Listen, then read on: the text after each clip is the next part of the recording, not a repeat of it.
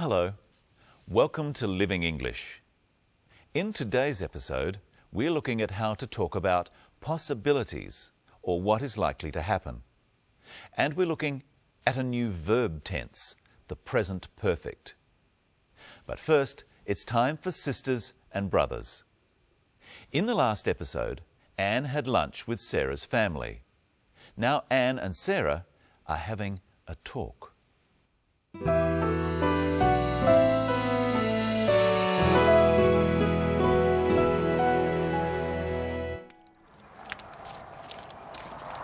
I'm sorry about my brother. Not at all. You have a lovely family. Everyone seems so happy. Anne, what's the matter? There's something I haven't told you.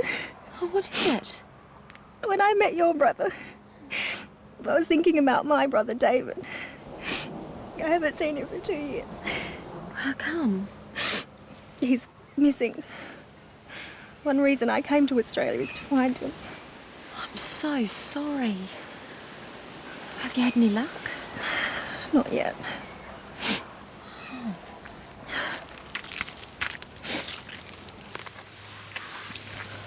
I've hired a private investigator. Goodness. Do you think you'll find him? Perhaps. I don't know. It's been a long time since David last called. What do you think's happened to him? Have you any idea? I really don't know.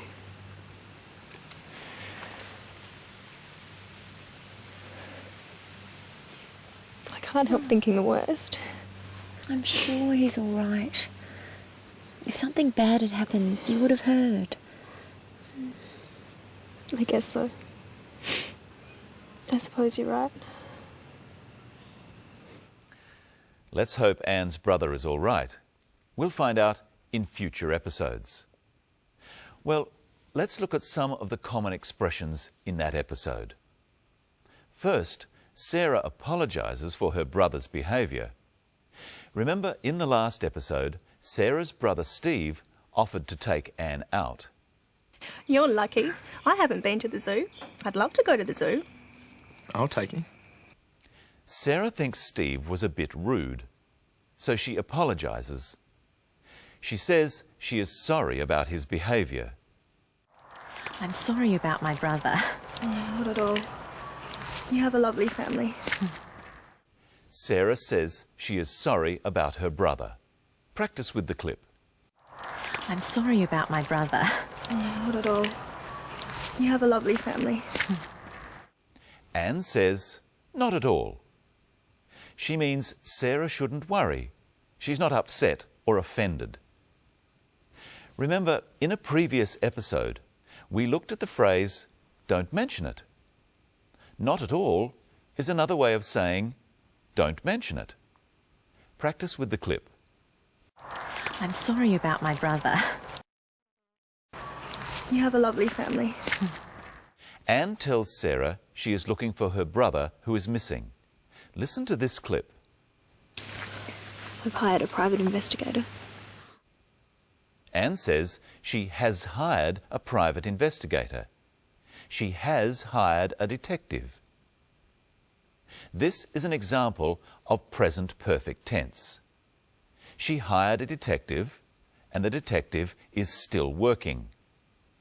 Present perfect is used for actions started in the past that are still true. Present perfect is made from the verb have and the past participle of another verb. First, let's look at the verb have. Repeat them with me. I have. He has. She has. It has. You have. We have. They have. In our example, she has hired a detective. The past participle of the verb to hire is hired. So this can be added to the verb have or has to make the present perfect tense, like this. Usually, we shorten the have and has like this, so we would say, I've hired a detective. She's hired a detective. They've hired a detective. That sounds like too many detectives. Let's look at some other ways of using the present perfect. Anne, what's the matter? There's something I haven't told you. Anne says there is something I haven't told you. This is the negative. If Anne has told Sarah, she would say, I have told you, or I've told you. But she has not told Sarah about her brother. So she says, I have not told you, or I haven't told you. Practice with the clip. Anne, what's the matter? Anne, what's the matter? There's something I haven't told you. There's another example in the story. Listen. When I met your brother, I was thinking about my brother David. I haven't seen him for 2 years. Anne says she hasn't seen her brother for 2 years. The last time she saw her brother was 2 years ago, and up until today, she still hasn't seen him. That's very sad, isn't it? Yes, it is. Hello, Michelle. Hello, Brenton. 2 years is a long time not to see your brother. How else could Anne have said that? Let's look at 3 little words. For, since, and ago. They are all used to talk about time in the past. So if I say I haven't seen you for a week, what do I mean? A week has passed, and in all that time, you haven't seen me. So this is a week. And you haven't seen me in all that time. How sad. I could say I haven't seen you since last Monday. What does that mean? Well, you saw me last Monday, and now you're seeing me again. And how wonderful it is. So for is used for a period of time that something goes on. For a week. For 2 hours. For a year. Since is a specific time in the past. Since 10 o'clock. Since yesterday. Since last year. What about ago? You could say you saw me a week ago. I saw you a week ago. Ago refers to a length of time before the present.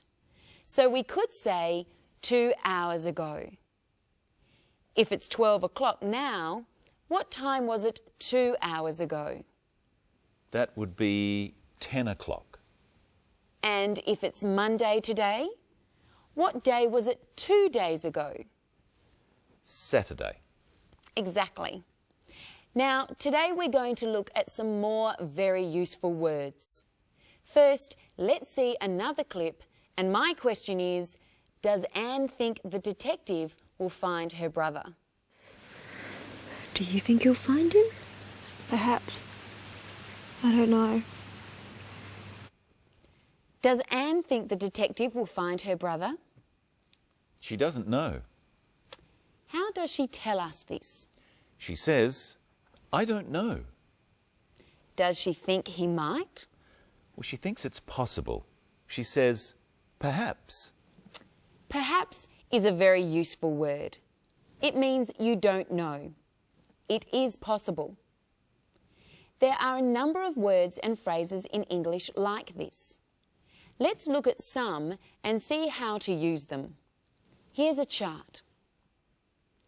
If you are sure the answer is no, or you disagree with someone, then you will say, definitely not, or I don't think so. Try after me. Definitely not. I don't think so. If you're not sure, you could say maybe, possibly, or perhaps. Try after me. Maybe, possibly, perhaps. If you agree, but not strongly, you could say, I suppose so, or I think so, or I guess so. But if you definitely agree, then you would say, definitely, I'm sure. See if you can hear some of these words in the clip. What do you think's happened to him? Have you any idea? I really don't know.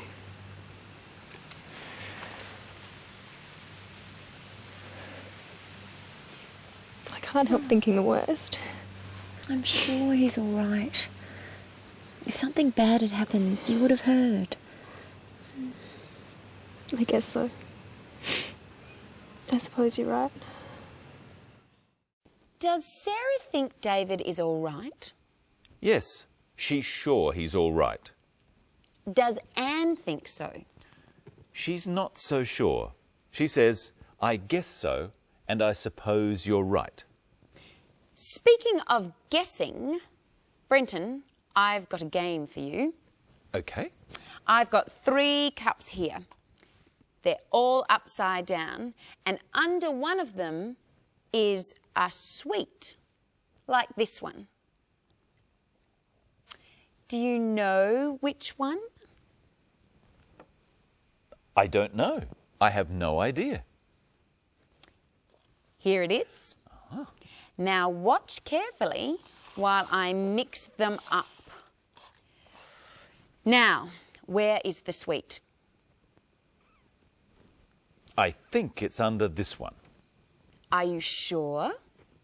I think so. I'm fairly sure. What do you think at home? Is the sweet under this cup? Are you sure? Or do you think maybe? Or definitely not? No. No.